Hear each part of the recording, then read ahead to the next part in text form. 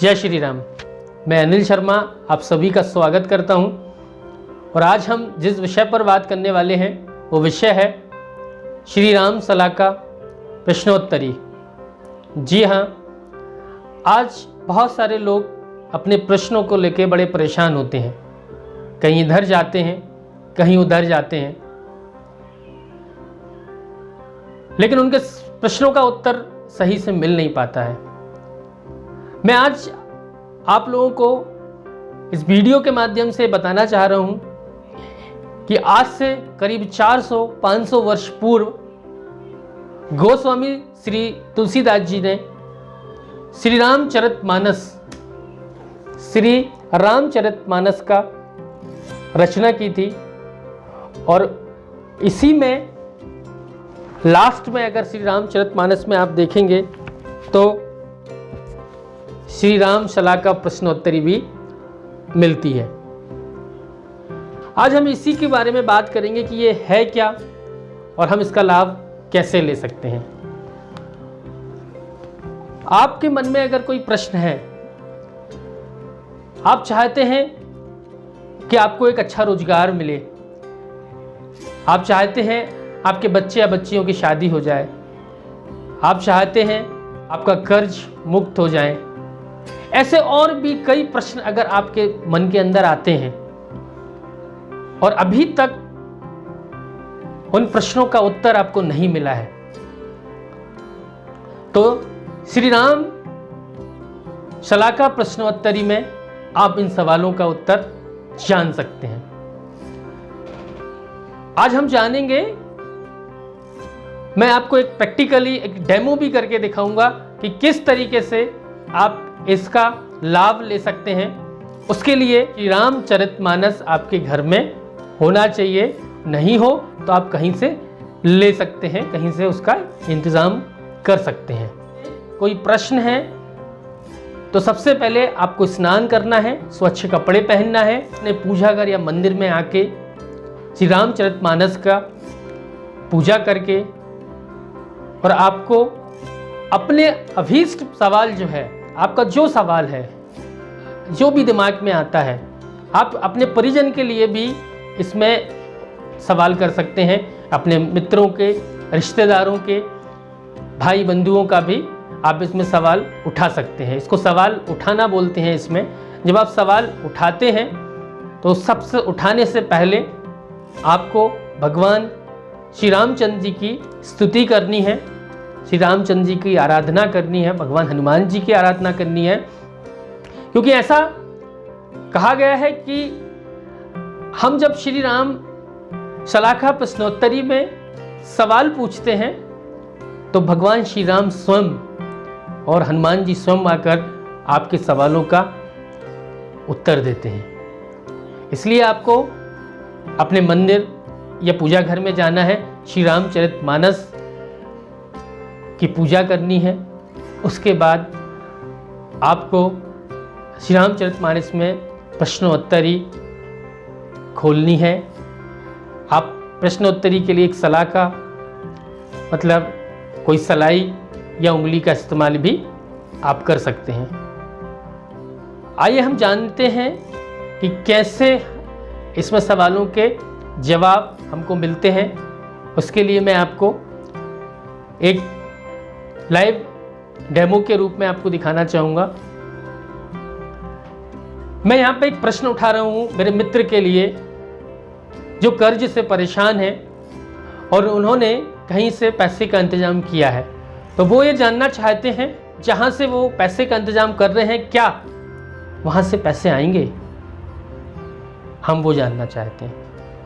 तो हम भगवान श्री राम जी की स्तुति करते हैं, उनकी चरण वंदना करते हैं, भगवान हनुमान जी की प्रार्थना करते हैं कि हमारे मित्र के लिए हम जो सवाल उठा रहे हैं जो उत्तम जवाब हो वो प्रदान करें। तो चलिए चलते हैं कि कैसे हम प्रश्नावली का इस्तेमाल करके इस सवाल का जवाब लेंगे। आइए देखते हैं। यहाँ पे हम देख पा रहे हैं कि श्री राम सलाह का प्रश्नावली यहाँ आपको दिख रही है। यहाँ पे भी आपको लिखा हुआ मिल जाएगा कि किस तरीके से आपको सवाल उठा के उत्तर ढूंढना है। तो ये आप यहाँ पे देख रहे होंगे, ये श्री राम शला का प्रश्नावली का स्वरूप है। यहाँ पे एक एक करके आपको अक्षर दिख रहे होंगे, ठीक है। तो यहाँ पे क्या करना है हमको, यहाँ पे आपको किसी भी भगवान श्री राम का और हनुमान जी का आपको ध्यान करके किसी भी एक अक्षर पर हमको सलाखा, सलाई या उंगली रखना है। उसके बाद में जब हम उसके 90 अक्षर तक, जैसे हम यहाँ पे एक सवाल उठा रहे हैं, जहाँ से वो पैसे का इंतजाम कर रहे हैं वो होगा कि नहीं होगा, उसके लिए हम सवाल उठा रहे हैं। तो यहाँ पे हमें यहाँ पे भगवान श्री राम प्रभु और हनुमान जी का स्मरण करते हुए कोई भी एक अक्षर पे मैं यहाँ पे सलाका रखी, मैंने री। तो हम यहाँ पे मेरे पास पेन है, पैड है, तो यहाँ पे मैं नोट कर लेता हूँ री।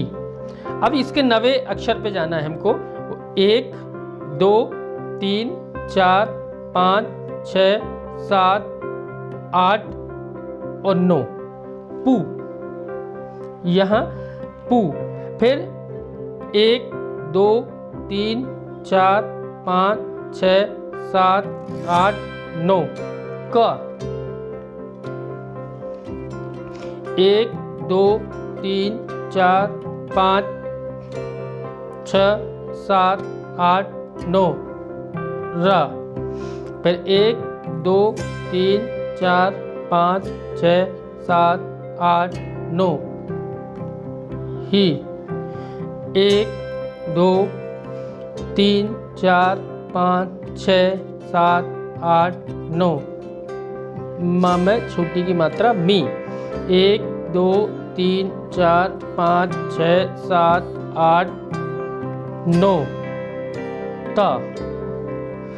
1 2 3 4 5 6 7 8 9 ई।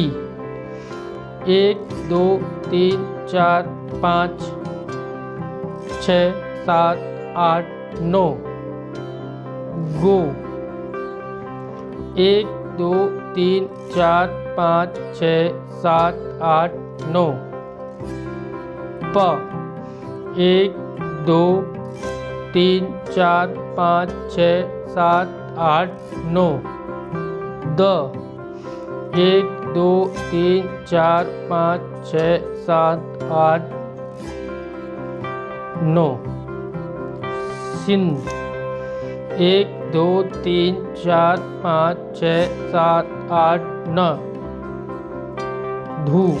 अब यहाँ से हम देख सकते हैं कि काफ़ी अक्षर हो गए। तो इस तरीके से अब हम यहाँ पे देखेंगे कि यहाँ पीछे कौन सी चौपाई यहाँ पे आई है। यहाँ पे आप देखेंगे 8 चौपाई है और एक 9, एक 9 चौपाइयाँ हैं। इन चौपाइयों में ही हमारे जितने भी प्रकार के हम प्रश्न करेंगे उसके उत्तर हमको यहाँ से मिलेंगे। तो अब हम देखें तो रिपु कर करही मिताई गोपद सिंधु, है ना। तो यहाँ पे हम ये अपने अक्षर मिलाएंगे कि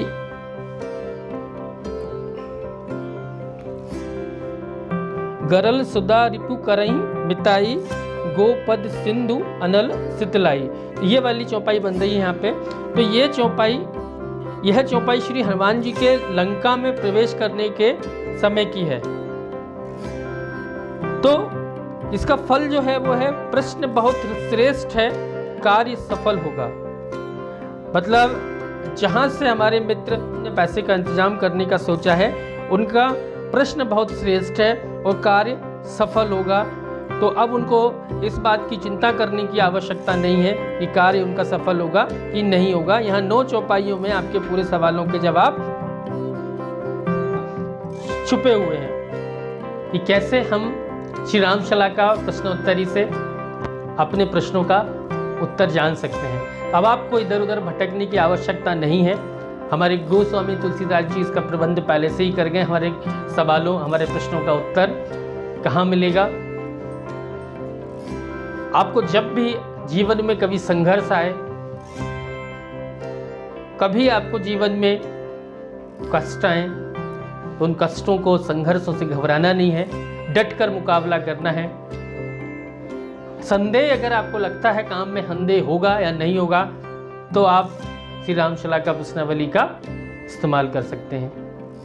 इसी के साथ हम श्री तुलसीदास जी महाराज जी को प्रणाम करते हैं, श्री रामचंद्र जी को प्रणाम करते हैं, श्री हनुमान जी महाराज को प्रणाम करते हैं और आप सभी लोगों का दिन शुभ हो, जीवन सफल हो, ऐसी शुभ भावना के साथ में इस वीडियो को यहीं समाप्त करते हैं।